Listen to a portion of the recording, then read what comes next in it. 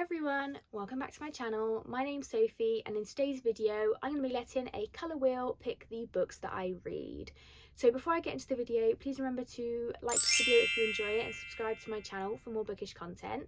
And let's get into the video. So I have actually already done the spinner wheel because I film on my phone, I can't do it and show you guys, so I'll just insert it here. So the colours we picked, we had blue, orange, pink and yellow, so quite a variety of colours, which is good because I've kind of like tried to do this in the past and you just get like blue, blue, blue and green. So I was really hoping to get a good variety of colours and I did this time. So the books that I'm going to be reading for this vlog, so the one I've chosen for blue is going to be A Little Hatred by Jo Abercrombie. This is the first book in the final trilogy in the First Law world. I've been meaning to get to this one for quite a while. I have read all of the other First Law books and really enjoyed them. I really do enjoy Jo Abercrombie as an author and I'm really in the mood for a bit of like dark fantasy. So yeah, really excited to get to this one. And then orange was a bit difficult because I have a couple of orange books but I'm not actually like able to read them. I have Wild Eyes by Elsie Silver, which is completely orange, but I haven't read the first book in that series, so I can't read that one. And then I could have gone with like The Sunlit Man by Brandon Sanderson because that has a bit of orange on it, but I haven't read Yumi and the Nightmare Painter yet, so I didn't want to read that one yet. So the best one I could kind of come up with is The Hike by Lucy Clark. As you see, there's bits of orange in it. So this is kind of like a loose orange, but it's the best one that I can do. This is a thriller book following a group of friends who hike up a mountain and things go wrong, so that's that one. And then for yellow, I kind of feel like this is a bit of an obvious choice. We're going for Yellow Face by R.F. Kuang. This is like a literary fiction book. I have read and enjoyed everything else by R.F. Kuang. I did go to a signing for this book and I didn't really have a good time. Like she kind of, you could tell that she didn't really want to be there, and that just kind of put the whole thing, left a bad taste in my mouth regarding this author, which is a shame because I really do enjoy her work. So I kind of got this and it's even like signed and everything, and I just kind of like, I don't actually really want to read this. So I've put this one off, but I'm finally getting to it. I know I'm going to enjoy it, but yeah, I need to separate art and artist. Like she wasn't really a very nice person at the sign-in, but she's a good author, so I have the book, so I'm going to read it. And then for pink, I'm going to go with The Wake Up Call by Beth O'Leary.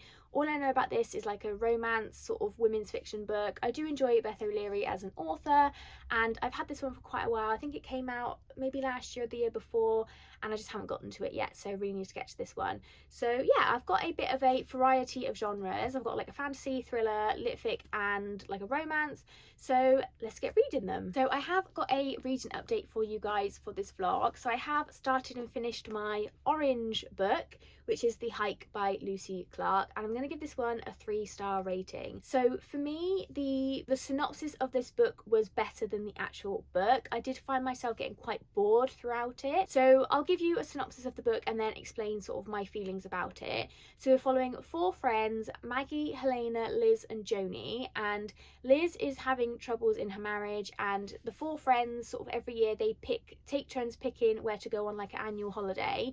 Joni is kind of like in and out of the friendship group. Like some years she turns up, some years she doesn't, and like, you know, they go months without hearing from her and then they hear from her again. She's like a rock star, so she's got quite a difficult life. And Liz is having troubles in her marriage. She's going through a trial separation with her husband, and she decides that she doesn't want to go to like a beach resort. She wants to face a challenge. She wants to like get some excitement back into her life, and they want to climb a mountain. So she suggests hiking a mountain in Norway, which is a completely fictional mountain, it's a completely fictional village, and we go from there. So the first 100 pages is like introducing the characters, sort of introducing the setting, and then sort of the next 170 pages, not a lot really kind of happens. So for a thriller, this wasn't really very thrilling. I was actually reading this one night sort of before bed, and I actually was like falling asleep. I was so bored. Like I was just like, it's like 9:30 and I think I might actually just go to bed.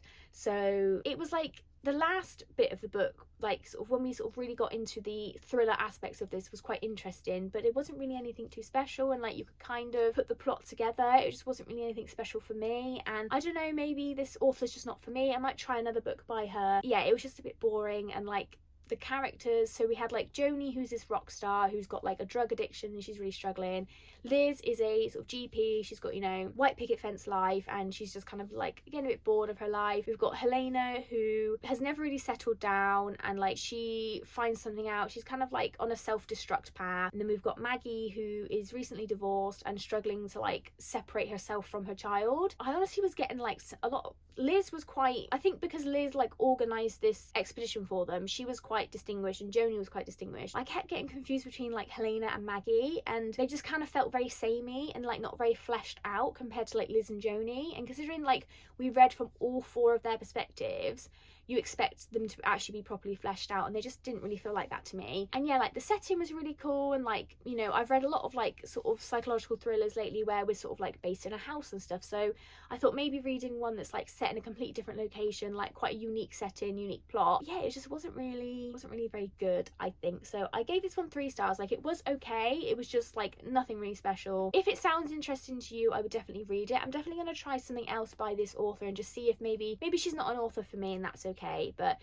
yeah, so this one I did give 3 stars, so not a very good start to this vlog, but I'm glad I did finally read it because I have had this one for a while. So the next book I'm probably gonna pick up for this vlog is going to be A Little Hatred by Joe Abercrombie. So I will start reading this one and then come back and give you a bit of a synopsis. So I'm just popping in with a quick reading update. I am just sort of under halfway through reading A Little Hatred by Joe Abercrombie. So this one is set approximately 18 to 20 years after the very first Law trilogy, and we do have mentions of previous characters. So like Glockter, we're following his daughter in one of the perspectives, and we're just sort of seeing how the world has developed since about 20 years ago really. So this sort of trilogy is going to be following the same world in its sort of like revolutionary era. They're replacing people with machines. We've got like machines in mills that, you know, one person needs to operate now instead of the 9 people that it used to take, and obviously these people are not very happy. Everyone's out of work, the country is not really in a very good place, so a lot of people are homeless. We've got families who are living in cellars below shops and things like that. The water's all disgusting and dirty. Like, really, it hasn't really benefited anyone apart from like the nobles who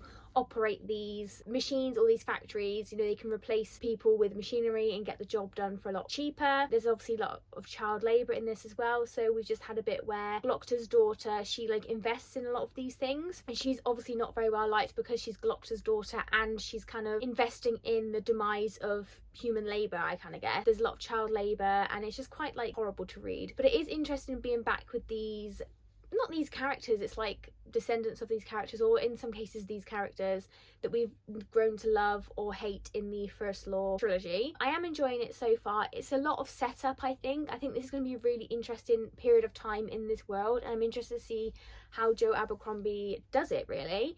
I'm interested to see where the plot's going to go. I'm guessing there's kind of going to be like an uprising or revolution against the government, against the monarchy kind of thing. I'm interested to see as well the Northmen. The North is obviously causing problems again for this country, and yeah, I'm just interested to see where we go with this. So we follow a couple of different perspectives. Like I said, we follow Glockter's daughter, we follow the Crown Prince, we follow a couple of other perspectives as well. So we follow someone sort of on the front line, like a governor's son on the front lines, trying to prevent the Northmen from invading. And yeah, it's just a really interesting mix of perspectives. I think Joe Abercrombie does that really well in his books. We do have a very good mixture of characters and perspectives throughout the world, so we see sort of like from every side, and how we're not just following like the monarchy's perspective, we're following everyone in this world's perspective.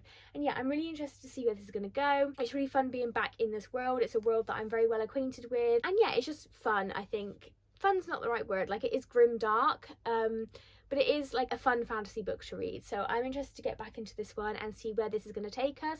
I'm not really sure where we're going to kind of go. Like I said, I think obviously there's going to be like a revolution, an uprising, but I'm interested to see where Joe Abercrombie takes us on this journey. So yeah, I'm going to pop back in probably when I've finished it now. I don't really feel like I'm going to have too much more to update you on whilst I'm still reading, so I'll pop back in when I'm done with this one, let you guys know what I think. So I have now finished reading A Little Hatred by Joe Abercrombie, and I'm going to give this one a 4-star rating, which is pretty standard for me for a Joe Abercrombie book.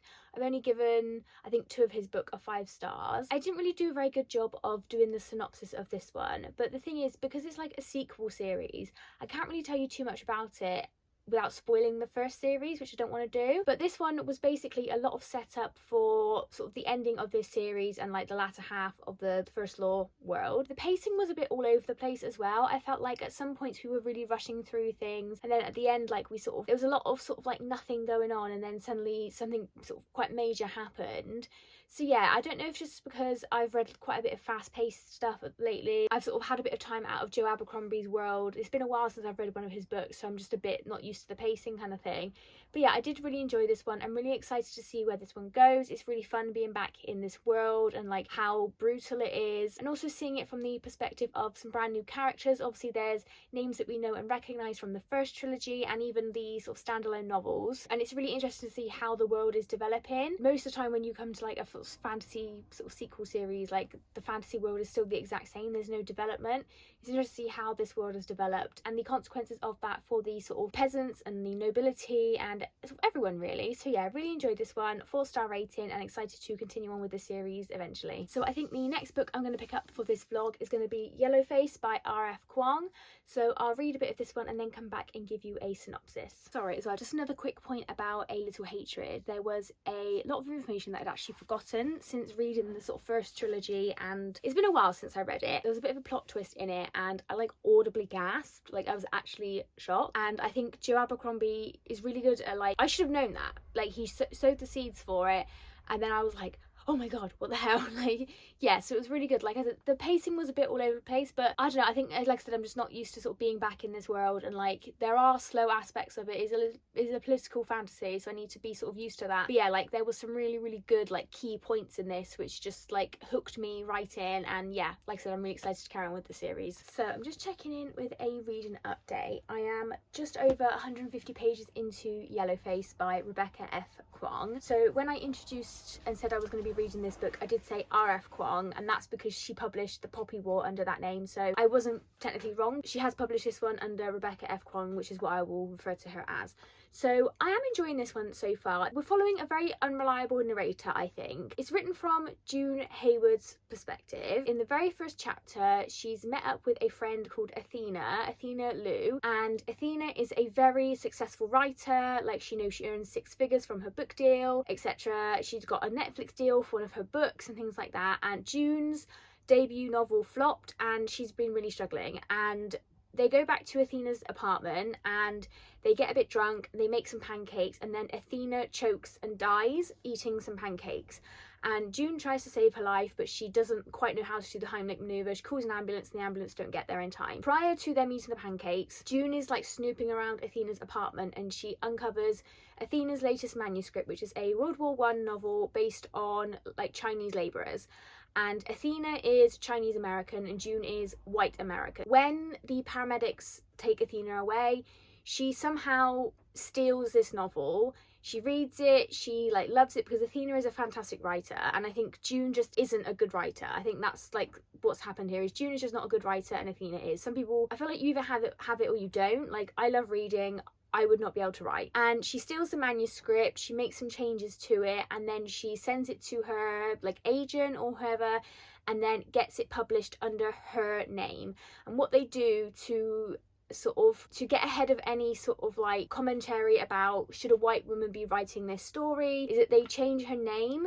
And we don't change her name is Juniper Song Hayward, and what they do is they publish the book under Juniper Song, so it like insinuates that she has some kind of like Asian heritage, and this causes sort of some problems down the line. So like, she's gone to a book club where they sort of only really read like Chinese history stories, and they assume that she is like Chinese, she has some Chinese heritage, and obviously she doesn't, so they're a bit like, oh, it's a bit misleading. And this happens quite frequently at Q&A's when she's trying to promote the book. Things like this get brought up, and then I've just gotten to the point where someone on Twitter has basically, it's a Twitter account called like Athena Liu's Ghost, and they are basically outing Juniper for what she's done. She's obviously denying everything, and there's no evidence so far to prove that what she's done. The only evidence is that Athena she handwrites everything. So she wrote this manuscript on a typewriter, and that's how Juniper was able to steal all the notes. There's no copy of it. That was the only physical copy. Athena wrote all the notes in notebooks, and the notebooks are currently at Athena's mother's house.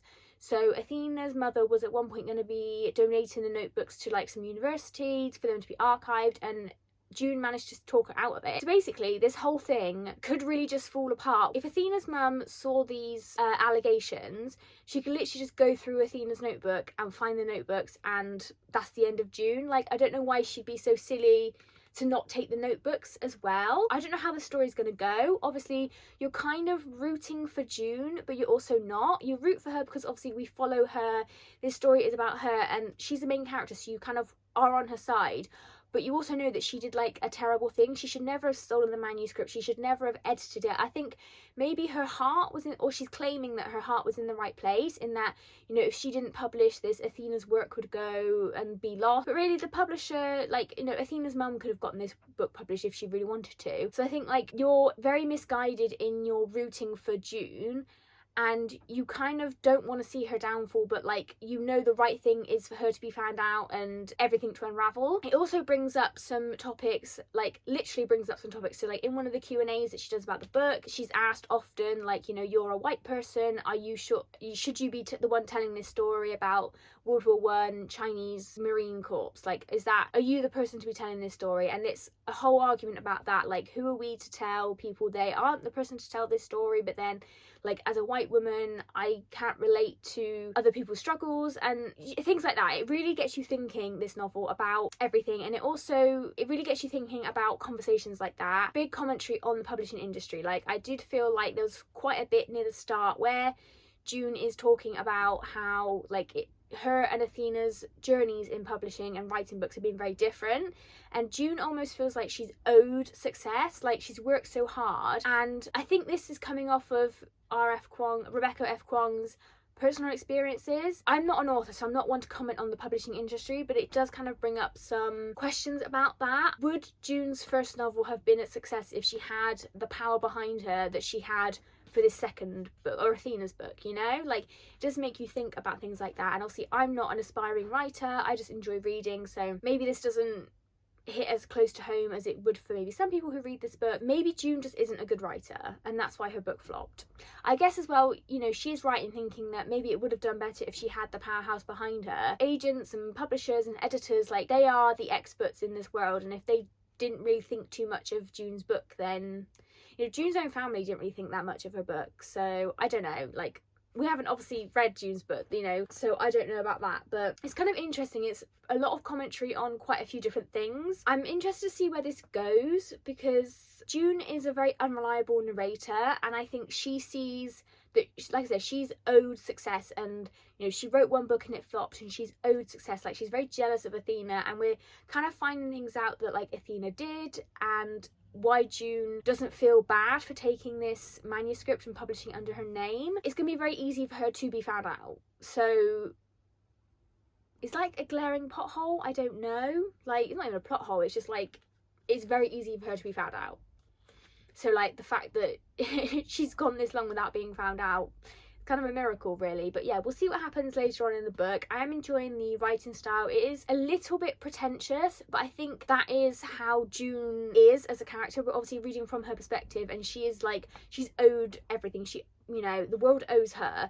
So I think that's how it comes across. Like, it's not the same as like Babel that R.F. Kuang wrote, where it was like pretentious, I feel like, for the sake of being pretentious. And I did really enjoy that book, don't get me wrong. But yeah, I'm interested to see where this goes. It's a very quick read as well. I'm 150 pages in, I've not really been reading for too long, so I definitely think I could maybe get this one actually read in a whole day. We'll see. But yeah, I'm really enjoying this one so far. It's just, yeah, it's raising a lot of questions and really gets you as a reader to think, which I guess is kind of like the whole point of the book. This is commentary on the publishing industry and lots of aspects within that. So yeah, I'm really enjoying this one so far. I'm eager to continue on, so I'll get back to reading and I'll probably check in with you guys when I'm done. So I'm just popping in because I have finished reading Yellowface by Rebecca F. Kwong, and I'm a bit conflicted on what to rate this one. I initially rated it a 4-star, but I'm kind of leaning more towards a 3.5 now. So I didn't really find this very compelling like towards the end. It's had some sort of pacing issues. So at the beginning we move quite quickly, you know, someone tries to blackmail her very quickly or try and out her very quickly, and then we kind of like slow down a bit from there, and then the ending for me was just a little bit anticlimactic, just sort of came out of nowhere in a way. Like we were kind of just plodding along and then we just suddenly ended it. I almost feel like this could have done with like a little bit more on the end, just to kind of sit with June for a bit in the aftermath and just kind of see more of the repercussions of what she had done, sort of thing. So I kind of feel like it's a 3.5. Like it was good, it was interesting, it's not a bad book at all, just definitely not as good as other things that this author has written. So yeah, I think I'm gonna go for like a 3.5. I would still recommend it, it was fun, but you know, this does say like, you know, on the back, the thriller everyone is going to be talking about. It's not really a thriller, it's not. So yeah, 3.5 for this one, and then I'm going to move on to reading the final book for this vlog, which is The Wake Up Call by Beth O'Leary. So I'm just coming in to wrap this reading vlog up, as I have now started and finished The Wake Up Call by Beth O'Leary. So in this one we follow Izzy and Lucas, and we read from both of their perspectives, and they both work at the reception of a hotel that is struggling for money. At the very beginning of the book, the hotel literally falls apart, the ceiling caves in, they have to cancel a lot of the guests that are booked in to stay at Christmas, and this is when they find out that the hotel is basically on its last legs. The owners are really struggling financially, and if they can't basically raise a load of money, they're out of a job, all of them. Izzy and Lucas are enemies, so, well, it's like enemies to lovers, isn't it? So it's not really enemies though. So the previous Christmas, Izzy wrote Lucas a Christmas card confessing her feelings for him, and she asked someone else to pass the cards around, and she saw Lucas read it and laugh, and then he ended up kissing her roommate under the mistletoe. She's no longer friends with her roommate, she lives on her own now, and ever since then Lucas and Izzy have been enemies and can't work together, but they have to work together to basically save the hotel. So the whole sort of plot of this is that they start clearing out the lost property room to try and like make some money, see if they can sell them some things off. They come across a couple of rings, like engagement rings and wedding rings, that have been lost over the years, and Izzy decides to try and reunite them with their owners rather than selling them. And the first one that they reunite with the owner, this woman gives the hotel a £15,000 reward. So Izzy and Lucas then come into competition with each other as to who can basically raise the most money for the hotel and reunite these people with their rings. So that's that really. So I think I'm going to give this one a 3.5 star. I did enjoy it, but I did find the whole relationship between Izzy and Lucas quite frustrating. I think that if they had just spoken to each other, the whole synopsis would be like mute. So like if they had just discussed the Christmas card, the whole thing would have just like fallen apart. So I guess the reason they didn't discuss it is because it was the plot, you know. It was just quite frustrating, and like I did feel like we were kind of going around in circles with them and their relationship for a while. I did enjoy it, like it was fun to read, like the, you know, you have guests that stay there every year who they're quite friendly with, and that was really fun to read, and like the whole point of like saving the hotel was really fun to read, and then reuniting the rings with the owners was really sweet. But like just their relationship I just didn't really like love. Like it was okay to read about, but like I honestly would rather have read a book without their relationship, because I just didn't really feel like it added much. Like it was just so silly, the whole fallout, and it's kind of obvious what happened caused the fallout, if that makes sense. I don't want to spoil anything. I don't think this was her greatest work. For me, I don't think she can really top the flat share. But yeah, this was still fun, but just like not her best. So a 3.5 I think is the correct rating for this one. So that's going to be it for this reading vlog. I hope you've enjoyed it. Comment down below if you've read any of these books. I'd love to hear your guys' opinion. Please don't forget to like this video if you've enjoyed it, and subscribe to my channel for more bookish content. And I'll see you in the next one, guys. Bye!